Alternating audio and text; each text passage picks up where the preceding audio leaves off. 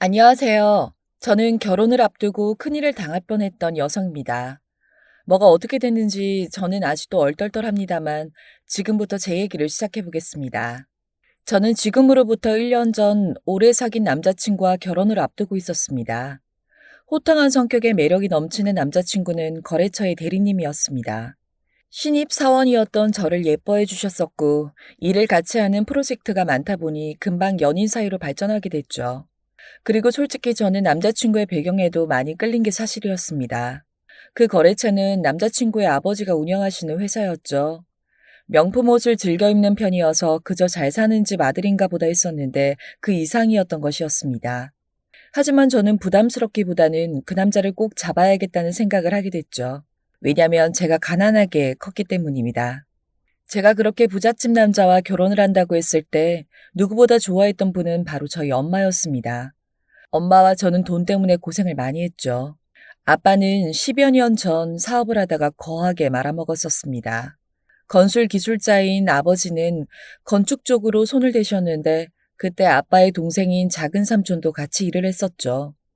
처음에는 그 지역에서 계약을 많이 따왔고 그만큼 급성장하기도 했었습니다. 하지만 사업이라는 게 한순간이더군요. 아빠와 같이 일을 했던 작은 삼촌이 큰 사기를 당하게 되면서 회사는 휘청거리게 됐고 현금 흐름이 막히게 되면서 몇 달 만에 회사는 문을 닫게 된 것이었습니다. 작은 삼촌은 어릴 때부터 집안의 말썽꾸러기였다고 했습니다. 장남이었기에 책임감을 가지고 작은 삼촌을 사람 만들어 보려고 노력하셨죠. 그래서 그 어린 동생을 데리다가 일을 시켰던 거고요. 삼촌 또한 나이가 들었었기에 더 이상 크고 작은 사고를 치지 않았습니다. 그저 아빠가 하는 일을 옆에서 묵묵히 도와주었고 눈대중으로 도우면서 기술을 익혀 나갔었죠. 하지만 그 삼촌의 주변 사람들은 여전히 바뀌지 않았던 게 문제였던 것 같습니다. 지금 생각해보면 말도 안 되는 사기였는데 그때 작은 삼촌은 브로커의 말에 속아서 거액을 투자했던 것이죠. 그 당시 제일 속이 상했던 건 저희 엄마였습니다. 서방님이 이렇게까지 사고를 치는데도 몰랐다는 거예요? 이러다가 우리 집까지 쫄딱 망하게 생겼는데 어떻게 할 거예요? 네? 아우, 속 터져. 아니, 나도 몰랐지. 그 녀석이 혼자 버릴 일인데 나도 너무 답답하니까 당신까지 바가지 긁지 말아줘. 그래도 내가 우리 집 식구들 굶게 만들진 않을 거니까. 엄마와 아빠는 그 당시 자주 다투셨습니다. 엄마는 그 사기꾼한테 당한 삼촌을 원망했죠. 하지만 그렇다고 뾰족한 수가 없으니 아빠 또한 답답할 뿐이었습니다. 얼마 안 가 집에는 경매 딱지가 붙었습니다. 집은 물론이거니와 가전제품과 가구들에도 다 빨간 딱지가 붙었죠. 엄마는 검은 양복을 입고 온 사람들 앞에서 엉엉 우셨습니다. 저 또한 그 모습을 보면서 같이 울었죠. 야속하기만 했습니다. 이 모든 게 그 작은 삼촌이 벌인 일인데 왜 우리가 이렇게 피해를 당해야 하는지 하고 말이죠. 다음 날인가 삼촌이 찾아와서 엄마 앞에 무릎을 꿇고 용서를 빌더군요. 형수님, 정말 죄송합니다. 제가 그놈의 말에 속아서 정말 면목이 없습니다. 제가 그놈 꼭 잡을 거니까 조금만 기다려주세요.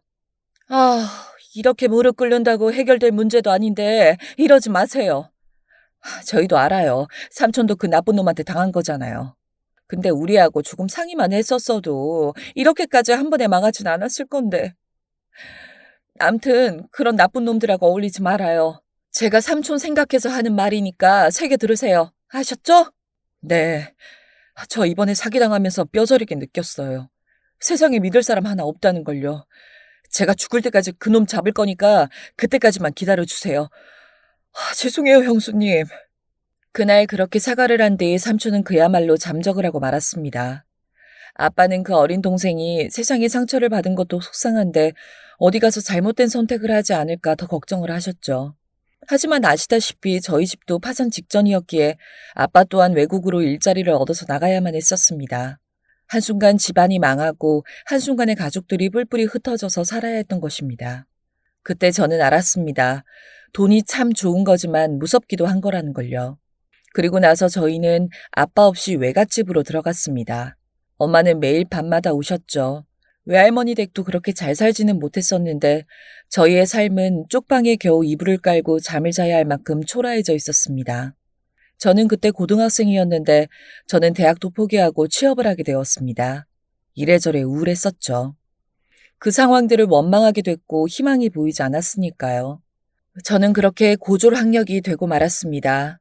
이러한 저희 집안 사정 때문에 저는 남편이 부잣집 남자라서 좋기도 했지만 한편으로는 걱정도 컸습니다. 그 걱정은 남편이 제게 프로포즈를 하면서 더 커져만 갔죠. 얼마 안 가 저는 예비 시부모님을 만나 인사를 드리게 되었습니다. 그리곤 좌절하고 말았습니다. 아니, 아들아, 이건 아니지 않니? 고졸은 좀... 그리고 집안 형편이 이 정도로 차이가 나면 너도 힘들고 우리도 힘들어진다니까. 다시 생각해봐라. 아니, 니들이 아직 어린데 결혼이 어린애 장난도 아니고. 시어머니는 제가 있는데도 저를 쳐다보지 않고 남자친구에게만 말을 했습니다. 없는 사람 취급을 하더군요. 예비 시어머니의 말에 제 표정은 점점 굳어져만 갔습니다. 엄마는 지금 사람 앞에 두고 예의 없게 그게 뭐예요? 그리고 제가 그런 사정은 이미 다 말씀드렸잖아요. 그리고 사정 들여다보면 사업 잘 나가다가 이상한 놈한테 사기를 당해서 그랬다잖아요. 됐고, 내가 그런 구질구질한 얘기를 또 들어야 하니? 하긴 저 집안도 자존심도 없나 보다. 내가 이렇게까지 얘기를 했는데 가만히 참고 있는 거 보면. 그러니 그 엄청난 사기를 당하고도 참았겠지. 아니, 왜 그래요? 엄마 이렇게 못된 사람이었어요? 우리가 돈이 많으면 얼마나 많다고 사람을 무시해요, 네? 아들아, 너 내 말 잘 들어라. 사기꾼들도 말이야, 사기칠 대상을 보고 사기를 치는 거라는 걸 몰라? 야무지고 똑똑한 사람들한테는 사기가 안 먹힌다는 뜻이야. 아니, 얼마나 바보 등신이었길래 사기를 당하는 거야? 나 참. 저는 예비 시어머니의 입에서 바보 등신이라는 얘기를 듣고 그 순간 그 자리에서 벌떡 일어났습니다. 더 이상 참고 있을 수가 없었죠. 네? 바보 등신이요? 지금 그 말씀 저한테 하시는 거예요? 저희 부모님 정말 착하게 사신 분들이에요. 악착같이 돈 모아서 사업도 잘하셨고요. 그리고 저희 부모님이 바보 등신이라고 사기를 당한 게 아니라 정확한 건 저희 작은 삼촌이 당하신 거고요. 그리고 사기치는 사람이 잘못이지 사기 당한 사람이 잘못입니까? 그렇게밖에 상식이 없으세요? 봐라. 못돼 먹은 걸 보니 심보도 꼬였네 꼬였어. 아유, 저래가지고 주변에 좋은 사람들이 있긴 하겠니? 아들아, 저 애가 너 좋아서 그러는 것 같아? 아닐걸. 우리 집 돈이 좋아서 너 만나는 것 같은데 게다가 지금은 사랑만으로 먹고 살 수 있을 것 같지? 애 태어나봐라. 엄마 학교 고졸이면 그 애는 뭘 배우고 크겠어? 어? 뭐라고요? 저도 돈만 많고 비상식적인 집안의 남자랑은 결혼할 생각이 없네요. 그쪽 집은 얼마나 대단하다고요. 저는 너무 화가 난 나머지 남자친구의 만류에도 불구하고 가게 밖으로 나가버렸습니다. 콧김이 씩씩 뿜어져 나올 만큼 화가 났죠. 바보 등신처럼 사기나 당하는 집안이라니. 고졸 엄마한테 애가 뭘 배우고 크겠냐뇨. 이런 인격적인 모독을 당하고 살 수는 없었습니다. 제가 돈이 없지 가오가 없겠습니까? 게다가 저는 그 예비 시댁의 이중적인 모습에 더 화가 났습니다. 왜냐면 남자친구 또한 고등학교를 겨우 졸업했을 만큼 공부를 못했고 학교에 기부금을 내고 겨우 대학에 입학했다는 사실을 잘 알고 있었으니까요. 더욱이 남자친구의 집안 또한 어느 날 로또에 당첨이 된 이후에 사업으로서 날개를 달았다는 걸 잘 알고 있었죠. 그러니까 그 말은 즉 자신들의 노력으로 인해서 사업을 성공시킨 게 아니라는 뜻이었다는 것입니다. 암튼 저는 그 자리를 나와서 집으로 바로 들어가 버렸습니다. 참 기가 막히더군요. 드라마에서나 보던 막장 시부모님을 보니 기분이 더러웠습니다. 내가 그런 취급이나 받으려고 그 힘든 시기들을 버티면서 살아온 걸까 싶어서 눈물도 나더군요. 남자친구를 사랑하지만 이렇게 자존심까지 버리면서 결혼할 마음은 추호도 없었습니다. 그런데 다음 날부터 남자친구는 저희 집 앞에 와서 용서를 빌더군요. 저는 남자친구를 차갑게 뿌리쳤죠. 날 아무리 찾아와도 내 마음은 변하지 않아. 오빠네 집이 얼마나 잘 사는 집안인지는 모르겠지만 그렇게 싸구려 집안일 거란 생각도 못했어. 너무나 비상식적이어서 결혼할 마음도 없어졌다고. 자기야, 미안해. 내가 이렇게 빌게. 다 자기 없이는 못 살아. 그래서 엄마한테도 독립해서 나가겠다고 말해놨고 자기가 원하면 집하고 인연도 끊고 살 각오가 되어 있어. 그러니까 한 번만 용서해주라. 어? 남자친구는 진심으로 제게 용서를 구했습니다. 집하고 완전 인연을 끊겠다는 그 말까지 하는 걸 보니 마음이 조금씩 움직이더군요. 이 사람이 나를 진심으로 사랑한다는 생각이 들었던 것입니다. 앞으로 어떻게 해야 할지 너무 혼란스러워. 따로 독립해서 살아야 할 만큼 우리가 죄를 지은 거야? 우리 작은 삼촌도 아직도 그 사기친 놈 잡는다고 매일 지방을 돌아다니고 있어. 그게 우리 집안의 한이 됐다고. 그런데 우리 집 가난하다고 무시하고 고졸이라고 무시하고 그런 집안하고 결혼하고 싶지 않아. 자기야, 진짜 미안해. 다시는 그런 일 없을 거야. 그럼 우리 엄마한테 너한테 사과하라고 하면 용서해 줄 거야? 어? 제발 부탁이야. 우리가 어떻게 헤어져? 나 당신 없이는 못 산단 말이야. 제가 매정하게 굴면 굴수록 남자친구는 저한테 더더욱 매달렸습니다. 그리고 제안을 하더군요. 사과를 하면 받아줄 수 있냐고요. 솔직히 저는 그 말에 흔들렸습니다. 부잣집 사모님이 며느리한테 사과를 하는 게 쉽지 않을 거였기 때문이죠. 하지만 한편으로는 과연 그렇게 하지 않을 거라는 생각도 있었습니다. 좋아. 오빠 그럼 그때 나한테 하신 말씀 다 사과하면 다시 결혼 생각해 볼게. 하지만 다음에도 만약 이런 일이 번복되면 그땐 정말 끝이야. 알았지? 저는 남자친구에게 다짐을 받았습니다.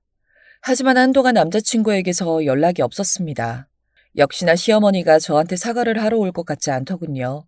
사랑했던 시간이 많았지만 남자친구와의 결혼을 접어야 할 것 같았습니다. 그렇게 한 달여가 지날 때였습니다. 남자친구에게서 아주 오랜만에 연락이 왔죠. 그리곤 만나자고 하길래 약속 장소로 나갔습니다. 그런데 저는 깜짝 놀랐습니다. 남자친구의 얼굴이 해쓱해서 너무 안 좋아 보였기 때문입니다. 오빠, 무슨 일 있어? 얼굴이 왜 이래? 아니야, 나 괜찮아. 그냥 좀, 뭐랄까, 아팠어. 너 없으니까 살기도 싫었고, 밥도 먹기 싫어서 그냥 그렇게 지냈더니 이렇게 됐어. 오늘 너 보니까 그래도 마음이 놓이네. 그동안 너무 보고 싶었어. 남자친구는 제게 와락 안기면서 펑펑 울었습니다. 그러니까 밥도 굶으면서 시어머니한테 시위를 한 모양이었습니다. 하지만 역시나 시어머니의 마음을 돌리지 못한 건지 모습은 보이지 않았습니다. 그러니 남자친구를 어떻게 해야 할지 헷갈리더군요. 시어머니의 사과를 받지 않고 이대로 결혼한다면 계속 무시를 당하면서 살아야 할 것 같았으니까요. 하지만 남자친구가 이렇게 나를 사랑하는데 헤어지는 것도 힘들었습니다. 그 중간에서 계속 마음이 오락가락 하더군요. 그렇게 심란한 마음으로 앉아있는데 시어머니가 그 커피숍 안으로 들어왔습니다. 저는 너무 깜짝 놀라서 그 자리에서 벌떡 일어났습니다. 그래, 내가 졌어. 이런 말 저런 말 할 것 없이 우리 아들하고 결혼만 해다오. 우리 애 죽는 꼴은 볼 수는 없잖니. 시어머니는 제 손을 부여잡으면서 말했습니다. 말투가 한층 누그러져 있더군요. 그런데도 남자친구는 마음에 안 들었는지 사과를 하라고 재촉을 했습니다. 엄마, 뭐해. 약속 지켜야지. 그건 사과가 아니잖아. 어제 약속한 대로 제대로 사과해. 다시는 우리 자기 괴롭힐 생각도 하지 말고. 남자친구는 단호하게 예비 시어머니한테 말을 하더군요. 저는 깜짝 놀랐습니다. 오히려 남자친구 눈치를 보면서 시어머니가 제 손을 부여잡으셨기 때문입니다. 그래. 내가 오늘 온 이유는 내가 그때 너한테 너무 무례하게 한 것 같아서 사과를 하려고 온 거야. 앞으로 아들하고 결혼하면 며느리 될 사이인데 내가 그땐 미안했다. 그러니까 우리 아들하고 결혼만 해다오. 그동안 참 많은 일이 있었는지 예비 시어머니는 결국 저한테 사과를 했습니다. 눈물까지 글썽거려서 저는 그 말이 진심으로 느껴졌죠. 어머니, 먼저 사과해 주셔서 너무 감사합니다. 저 오빠하고 결혼해서 잘 살게요. 앞으로 잘 지켜봐 주세요. 그렇게 저와 남자친구는 결혼을 약속하게 되었습니다. 이후 결혼 준비는 빠르게 진행이 되었죠. 상견례 날짜도 바로 잡혔습니다. 최고급 호텔에서 상견례는 이뤄졌습니다. 시어머니가 잡으신 곳이었는데 저는 살면서 그런 곳에 가본 적이 없었기에 처음부터 주눅이 들 정도였습니다. 게다가 아빠는 참석을 할 수가 없었죠. 아빠는 그때까지도 해외에서 일을 하고 계셨기에 참석하지 못했습니다. 삼촌 또한 그 사기꾼을 잡느라고 늘 바쁘셔서 연락을 못 드렸고요. 그래서 엄마랑 나, 이모가 같이 갔습니다. 여자들만 우르르 앉아서 그런지 뭔가 알 수 없이 초라하기만 하더군요. 게다가 시어르신들은 번쩍번쩍하는 액세서리까지 차고 오셨더군요. 그래서 그런 걸까요? 상견례 때 시어머니와 시아버지의 표정은 그다지 밝지 않았습니다. 마치 아들을 어쩔 수 없이 결혼시키는 것 같은 느낌이었죠. 저희도 어쩔 수 없이 이 자리에 나왔지만 해외에서 나오실 수 없는 상황이셨나요? 비행기 티켓 정도는 저희가 부담을 해도 됐었는데 너무 아쉽습니다. 그래도 결혼 전에 양가 부모님 얼굴을 보고 결혼시켜야 할 텐데. 아휴, 죄송합니다. 우리 집 양반이 도저히 일정을 뺄 수가 없다고 해서요. 결혼식 때에는 꼭 오라고 말을 했습니다. 친정엄마와 시어머니 두 분이 말씀을 하시는데도 시아버지는 지금의 이 상황이 마뜩찮은 표정만 지으실 뿐 말씀을 한마디도 안 하셨습니다. 그래서 분위기는 더 좋지 않았죠. 근데 그때 사기당하신 게 도대체 얼마나 큰 금액이길래 10년 넘게 해외에서 일을 하시는 겁니까? 제가 이런 걸 물어보는 게 실례라는 걸 알지만 그래도 이제는 가족이 될 사이니까 저희도 알고는 있어야죠. 아, 저도 정확히는 그때 금액을 모르지만 그때 당시에는 20억 원 정도인 걸로 알고 있습니다. 어휴, 아이 그렇게 큰 금액을 사기를 당해요? 어머, 진짜 회사 운영도 하셨다면서 사기꾼도 못 알아본답니까? 지금 와서 하는 말입니다만 사기를 당한 게 그런 빌미를 줘서 그런 건 아니었는지. 똑똑하고 야무진 사람들은 사기 같은 거에 걸려들지 않지 않습니까? 안 그래요? 시어머니는 한숨을 푹푹 쉬면서 말을 했습니다. 지난번처럼 사기를 당한 것에 대해서 저희를 바보 취급하는 것 같더군요. 저는 점점 그때의 일들이 기억나서 표정이 굳어지고 있었습니다. 그게 우리 삼촌이 당한 거라서요. 근데 말을 들어보니 그놈이 정말 악질이더라고요. 몇 년 전부터 삼촌 옆에서 일 도와주고 하면서 신뢰를 쌓고 치밀하게 꾸며진 것 같더라고요. 주변 사람들 말로는 그 사기꾼 레이더에 걸리면 그 누구라도 다 사기 당했을 거라고. 아휴, 듣기만 해도 답답하네요. 사기를 당할 만하니까 당한 거지. 정신 똑바로 차리고 있으면 누가 당합니까? 안 그래요? 시어머니는 답답하다면서 또 발언 수위를 높이고 있었습니다. 점점 선을 넘는다는 느낌이 들기 시작했죠. 엄마 또! 다시는 그 얘기 안 한다고 그렇게 약속을 했는데 다시는 그 얘기 꺼내지 마요. 내가 그때도 말했잖아요. 사기친 놈이 나쁜 놈이지 왜 피해자가 나쁜 거냐고. 아유, 알겠어. 내가 너 때문에 말을 제대로 못하고 제명해 죽겠다, 야. 아니, 말이야 바른 말이지. 사기치는 사람도 사람 봐가면서 치는 거라고. 뭔가 바보짓을 했으니까 그런 먹잇감이 된 거라니까. 엄마, 또! 다시는 그런 말 하지 말랬잖아요. 제가 다 창피하네. 장모님, 정말 죄송합니다. 저희 엄마가 이렇게 채신머리가 없어요. 죄송합니다. 급기야 두 사람은 저희가 있는 앞에서 싸우기도 했습니다. 저는 그 모습을 보니 이 결혼을 진짜 해야 하는 건지 말아야 하는 건지 고민이 들더군요. 여전히 시어머니한테는 우리 가족이 바보 같아서 사기를 당한 거라는 인식이 되어 있었으니까요. 그래도 다행인 건 남자친구가 열심히 시어머니를 방어해준다는 것이었습니다. 저희 엄마도 기분이 안 좋아 보이긴 했지만 그래도 이 결혼을 망치고 싶지 않으셨는지 솔직하게 이런저런 얘기를 하시더군요. 아휴, 우리가 바보 같았던 거 맞아요. 그 사기꾼이 엄청 순하게 생기고 뭐랄까 엄청 말을 잘했대요. 그러니까 홀딱 당했다고 본인이 그렇게 말을 하더라고요. 그래서 저희 삼촌은 아직도 그 나쁜 놈 잡으러 다녀요. 그때 본인이 너무 한심했다면서 말이죠. 친정엄마는 울먹거리면서 지난날을 회상하며 말을 했습니다. 때문에 그 자리에 있던 사람들의 표정도 다 굳어져만 갔죠. 그런데 그렇게만 끝내지 않을 작정인 것 같았습니다. 근데 그 일에 우리 애는 아무런 상관도 없고 잘못도 없어요, 사돈부인. 그러니까 우리 애 예쁘게 봐주세요. 저는 부모된 마음으로 솔직히 이 결혼 적극적으로 찬성합니다. 부잣집 남자 만나서 우리 딸만큼은 어려움 없이 살아야죠. 저희 집 욕하시고 싶으시며 저한테만 해주시고 우리 딸한테는 참아주세요. 부탁드립니다. 친정엄마는 담담하게 시어머니한테 결국 자기 딸은 무시하지 말라고 얘기를 하셨습니다. 옛날 일은 부모님들이 잘못한 거지 애들은 잘못이 없다면서요. 그 말을 들으니 울컥하더군요. 엄마가 무슨 잘못이 있다고 고개를 숙여야 하는 건죠. 그러면서도 엄마는 신세 한탄을 계속 이어서 꺼내놓았습니다. 해외에서 아직도 돈을 벌고 있는 아빠 이야기며 지방을 돌아다니면서 제대로 된 생활조차 하지 못하고 사는 작은 삼촌의 얘기도 서슴없이 다 꺼내놓으셨습니다. 제가요, 그 사기꾼 잡기만 하면 절대 가만 안 둘 거예요. 그 사람한테는 20억 원이 돈일 뿐일지 모르겠지만, 그걸로 자기는 배불리 잘 살고 있을 줄 모르겠지만, 저희는 한 가족이 파탄이 났잖아요. 너무 억울해서 그놈 면상에 발차기를 쫙 해야죠. 그쵸? 엄마의 말이 많아지는 것 같아서 저도 중간에 말려야만 했습니다. 엄마, 그만해. 말해서 좋을 게 뭐가 있다고 다 말을 하려고 그래. 저는 자꾸만 옛날 일들을 꺼내놓는 엄마의 입을 겨우 막았죠. 이래저래 그날의 상견례는 씁쓸하게 끝이 났습니다. 그래도 우리의 결혼식은 착착 준비가 되어 갔습니다.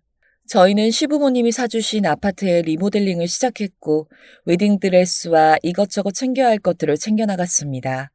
해외에서 일을 하던 아빠가 그동안 모아놨다면서 저한테 결혼 자금도 보내주었죠. 아빠가 그 먼 나라에서 고생하면서 번 돈을 보니까 마음이 아프더군요.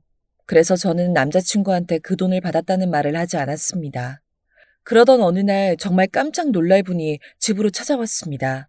그건 바로 작은 삼촌이었습니다. 인터폰으로 초인종을 누르는 사람을 보고는 엄마는 신발도 신지 않고 달려나갔습니다. 그리곤 두 손을 꼭 부여잡고 거실까지 데려오셨죠. 형수님, 그동안 잘 지내셨죠? 제가 그동안 찾아볼 면목이 없어서 못 왔어요. 죄송합니다. 아니에요, 삼촌. 아유, 얼굴이 이게 뭐예요? 밥은 제대로 먹고 다녔어요? 내가 작은 삼촌이 너무 미운데 내가 얼마나 걱정했는 줄 알아요? 사람이 중요하지 돈이 중요해요? 이제는 그냥 예전처럼 평범하게 살아요. 네? 제가 어떻게 그래요. 근데 제 걱정은 마세요. 이래봐도 잘 먹고 잘 살아요. 저는 늘 형하고 형수님이 잘 살기만을 빌었어요. 오늘 보니까 그래도 너무 다행이다 싶어서 안심이 돼요. 삼촌은 허름한 행색인데도 불구하고 걱정하지 말라면서 오히려 우리 가족을 걱정하고 있었습니다. 잠을 잘 때도 늘 우리 걱정밖에 없었다고 하더군요. 그러면서 잠바 주머니에서 무언가를 꺼내더군요. 그리고 이거 받아주세요. 우리 조카가 결혼한다는데 삼촌이 해줄 수 있는 게 이거밖에 없지만 받아주세요. 삼촌은 두툼한 하얀 봉투를 꺼내서 엄마한테 건넸습니다. 제가 결혼을 한다는 소식을 듣고 그걸 주려고 일부러 찾아오신 거였죠. 그리고 그걸 보자마자 엄마는 오열을 하기 시작했습니다. 이게 다 뭐예요? 이 돈 주려고 왔어요?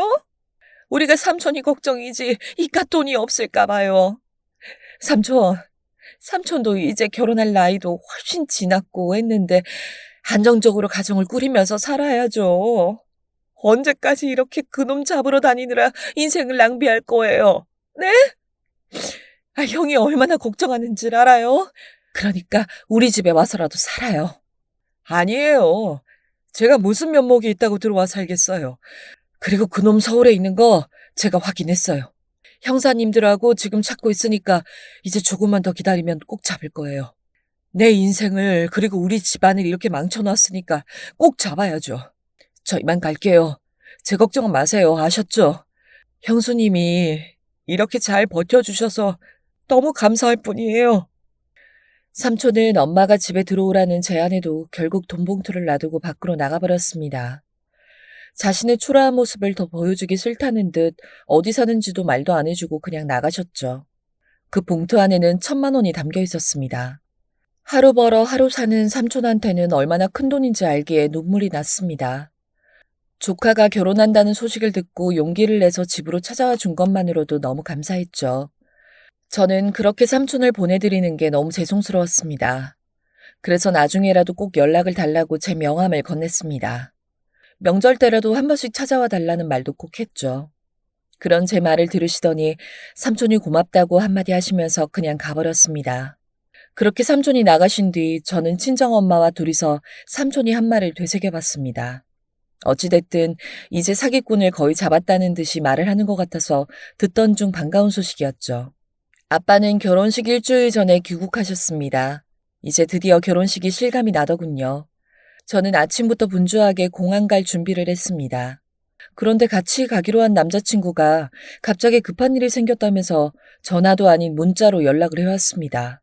황당하고 어이가 없었지만 어쩔 수 없이 저는 엄마를 데리고 공항으로 출발을 해야 했죠.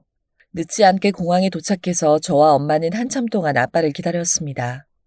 예정된 비행기 시간이 되어가는데도 도통 모습을 드러내지 않더군요. 그러는 동안에도 제 마음은 들떠있기만 했습니다. 아니, 마냥 좋기만 한 건 아니었습니다. 만감이 교차하더군요. 그리곤 입국장에 아빠가 들어오는 모습을 보고 저는 눈물이 쏟아졌습니다. 얼굴을 못 알아볼 정도로 까맣게 탔고 더 쇠약해 보였습니다. 이젠 아이가 70 가까이 되어가고 있었죠. 저는 달려가서 아빠에게 안겼습니다. 그동안 얼마나 보고 싶었는지, 그리고 얼마나 죄송스러운지. 하고 싶은 말이 너무 많았죠. 하나밖에 없는 외동딸이 결혼한다는 소식에 얼마나 기뻐하고 서운해하셨을지 아빠의 표정도 만감이 교차하는 듯 보였습니다. 그렇게 공항에서 빠져나와서 저희는 집으로 향했습니다. 엄마와 아빠는 이런저런 얘기들을 주고받으면서 제 결혼 준비 상황을 서로 공유했죠. 아빠 손을 잡고 결혼식장에 들어갈 생각을 하니 이제야 결혼을 한다는 실감이 됐습니다.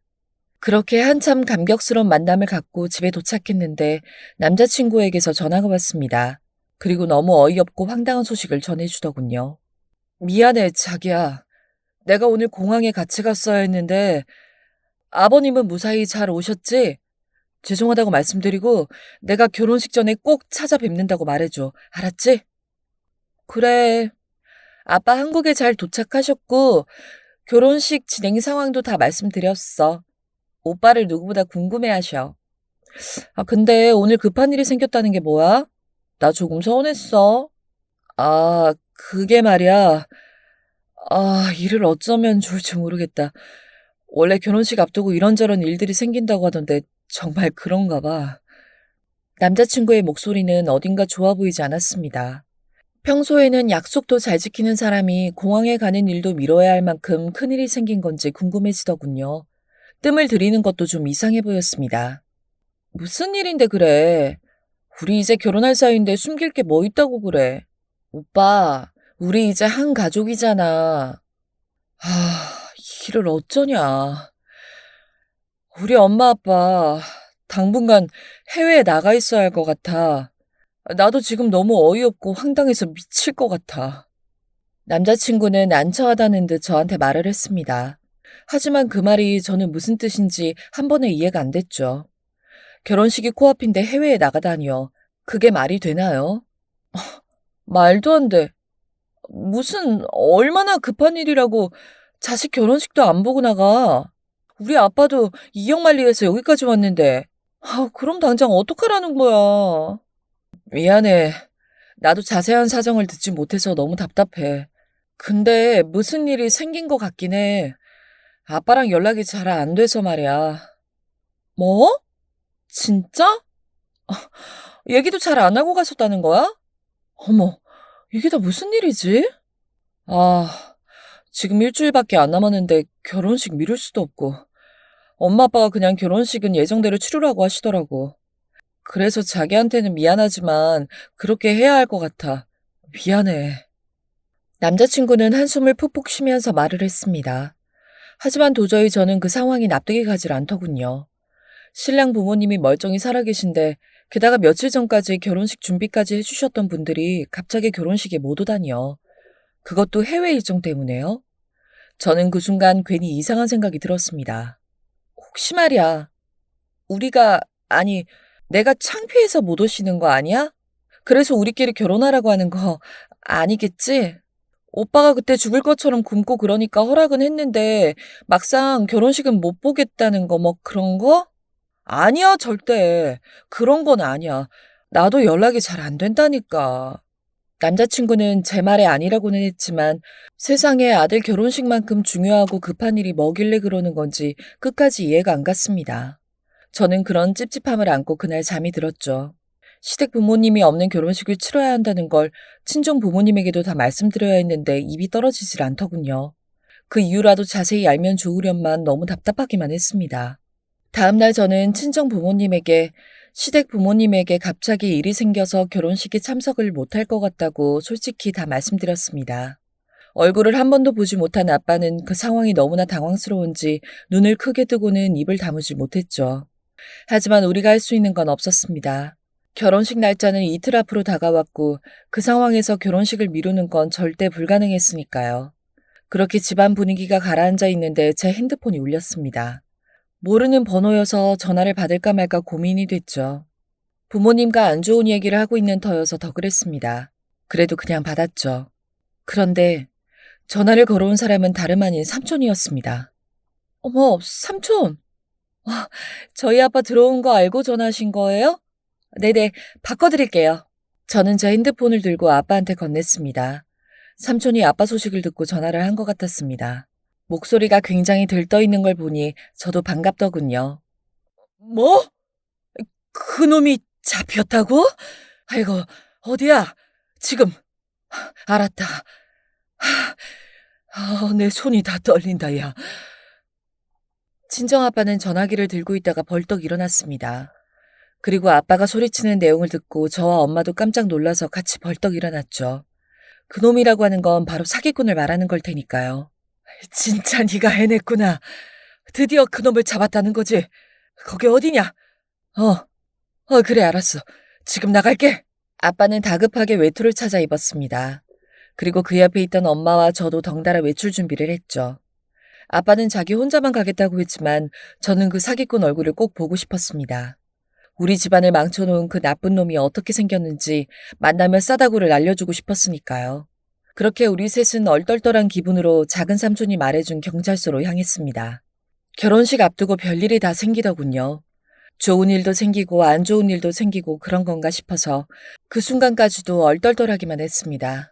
우리가 죄를 지은 것도 아닌데 손이 벌벌 떨리고 긴장도 됐습니다. 아빠와 엄마도 얼굴이 빨갛게 상기되어 있을 정도로 흥분해 있었습니다. 나는 그놈한테 돈 받을 생각도 없어. 그냥 그놈 죽지 않을 만큼만 패는 게 내 소원이야. 아니, 얼굴에 침을 뱉어줄 거야. 감방에서 평생 나오지 못하게 만들어버릴 거라고. 가는 차 안에서 아빠는 그놈에게 갚아주고 싶은 것들을 쏟아냈습니다. 엄마는 아빠보다 한술 더 떠서 그놈의 3대를 다 말려놓을 거라고도 했습니다. 그렇게 극도로 흥분해 있는 상태로 우리는 경찰서에 도착했죠. 그리곤 두리번거리며 삼촌을 찾았습니다. 삼촌은 경찰서 입구에서 저희를 기다리고 있었습니다. 역시나 저희보다 더 흥분해 있는 얼굴이었죠. 형, 내가 그놈 잡았어. 내가 그놈 죽여버리려다가 참고 경찰에 신고한 거야. 아까 형사님 말하는 거 들으니까 저놈이 그때 그 돈으로 사업해서 엄청 부자가 됐대. 그래서 그때 우리한테 사기친 금액들 다 돌려받을 수 있을 거래. 너무 잘 됐지? 진짜 돌려받을 수 있대? 이 자식, 너 진짜 대단하다. 그렇게 미친놈처럼 그 사기꾼 찾아다니더니 기어이 네가 해내는구나. 그동안 정말 고생 많았다. 아니에요, 형. 형이 더 고생했지. 이 형 말리해서 얼마나 많이 고생했겠어. 아니지, 우리 형수님이 제일 고생했죠. 그러고 보니 모두가 고생했네. 나 때문에. 지금이라도 이렇게 찾게 돼서 내가 이제야 발 뻗고 자겠어. 그렇게 두 사람은 뜨겁게 포옹을 했습니다. 보고 있는 것만으로도 가슴이 울컥해지더군요. 사기꾼을 잡아서 감방에 넣을 수도 있고 손해 봤던 금액들도 다 돌려받을 수 있다는 사실에 너무나 반가웠습니다.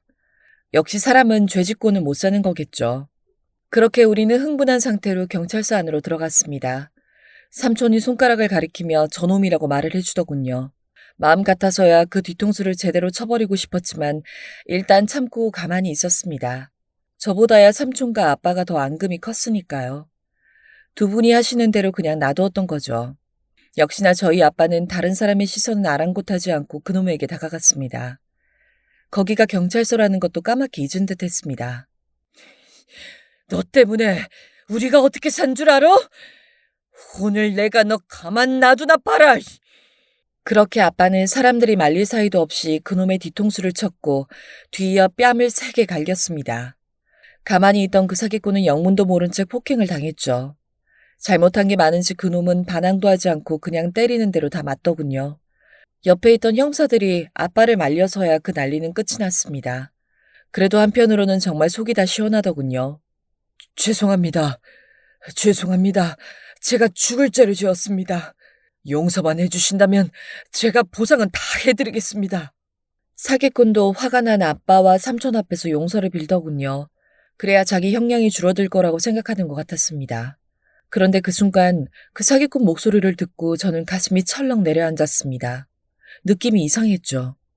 어디선가 많이 들어본 목소리와 실루엣이었던 것입니다. 저는 내가 잘못 들었길 바라는 마음으로 그 사기꾼 얼굴을 확인하려고 앞으로 다가갔습니다. 세상에는 비슷한 사람도 많고 비슷한 목소리도 많으니까요. 그런데 아니나 다를까요. 저는 그 사기꾼 앞에서 주저앉고 말았습니다. 그 사기꾼은 바로 저희 시아버지였던 것입니다. 아버님이 여길 왜... 삼촌, 진짜 저 사람이 사기꾼이에요? 우리 집을 쫄딱 망하게 하고 우리 가족을 산산조각 낸 사람이 바로 저 사람이냐고요. 그래. 그런데 왜 그래? 혹시 아는 사람이니? 제가 큰 소리로 묻자 삼촌이 당황스런 표정으로 고개를 끄덕거리며 저 사람이 맞다고 말을 하더군요.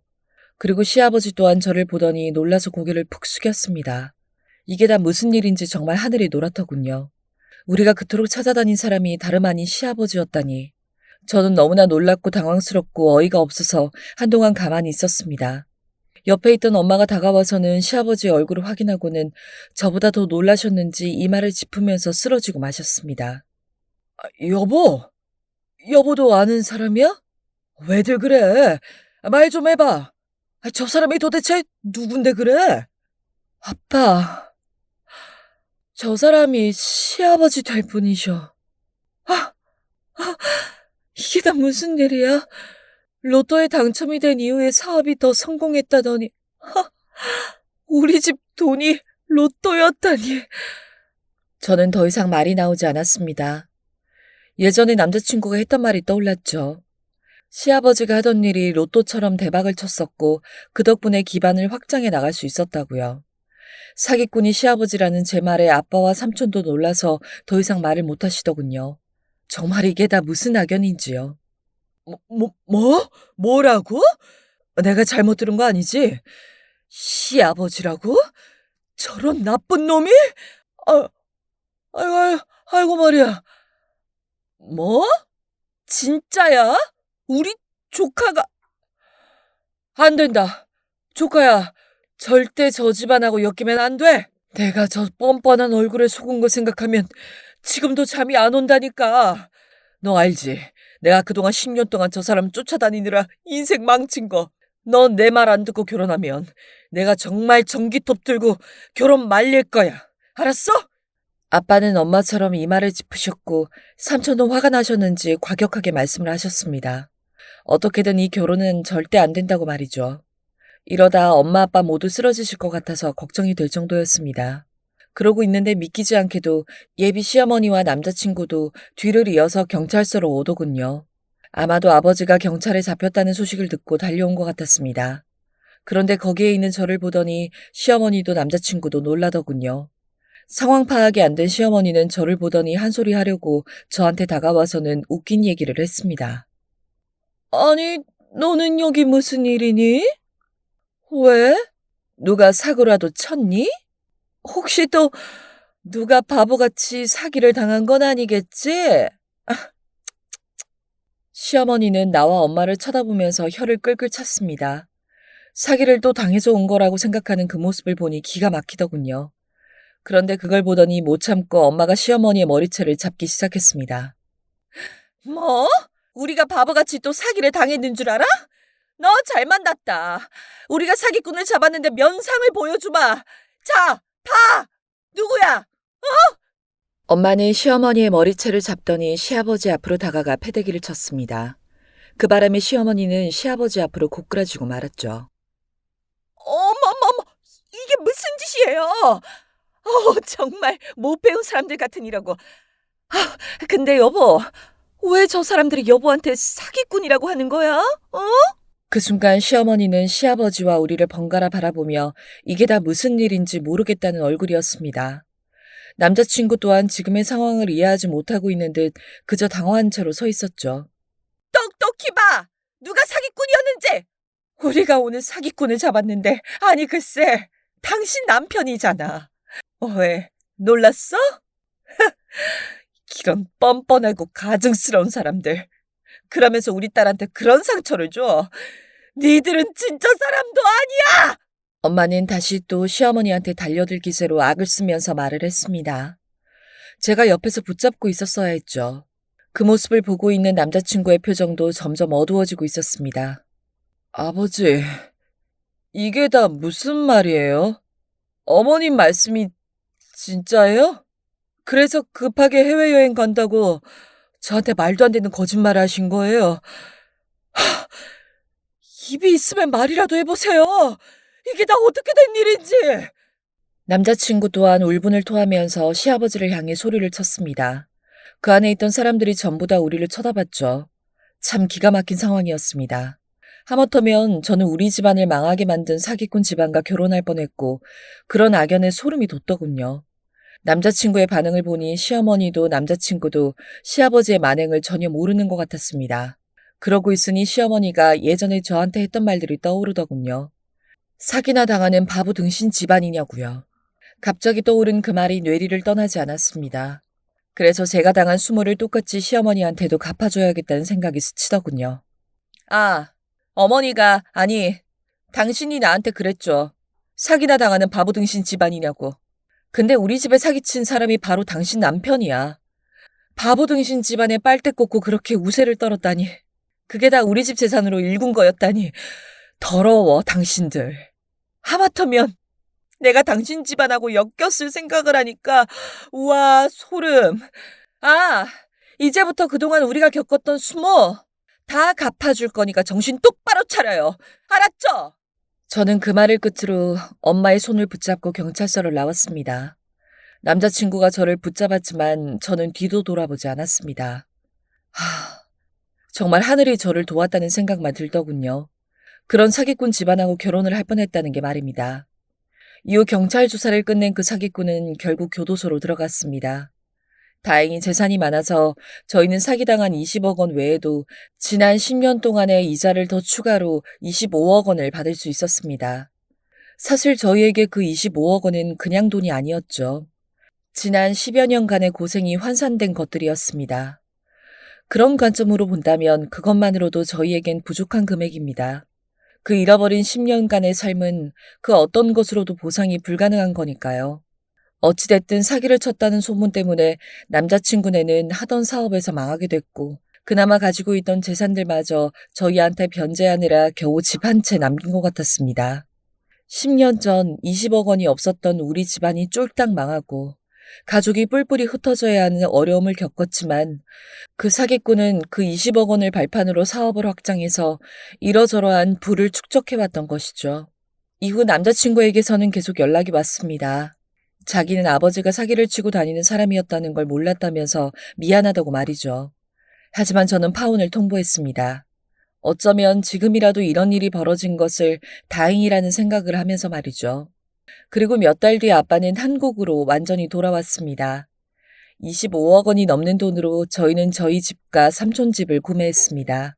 사실 집을 사긴 했지만 삼촌은 그 돈으로 예전에 자신이 꿈을 펼치고 싶었던 그 사업을 다시 하겠다고 선언했습니다. 그 사기꾼 때문에 접어야 했던 사업을 이번엔 다시 잘해보겠다고요. 아마도 그 집을 담보로 하려는 생각인 것 같았습니다. 저는 그마저도 말리고 싶은 마음이 컸지만 이미 삼촌의 나이가 50이 넘었기에 뜻을 존중해 줄 수밖에 없었습니다. 대신 사업을 크게 벌이지 말고 작게 시작하는 게 좋겠다고만 말씀을 드렸죠. 제 말에 삼촌 또한 고개를 끄덕이면서 수긍을 하셨습니다. 이제는 좀 더 안정적인 삶을 살겠다면서 말이죠. 아마도 이 방송을 들으시는 분들 중에는 그 남자친구가 생각은 나지 않냐고 의문이 드실지도 모르겠습니다. 왜 생각이 안 나겠습니까? 그래도 한때는 사랑했던 사람인걸요. 하지만 제 사연을 들어보신 분들은 그래도 제 결정이 옳았다고 생각해 줄 것 같습니다. 사랑도 중요하지만 인생에서 제일 중요한 게 가족일 테니까요. 제 사연을 들어주셔서 감사드립니다.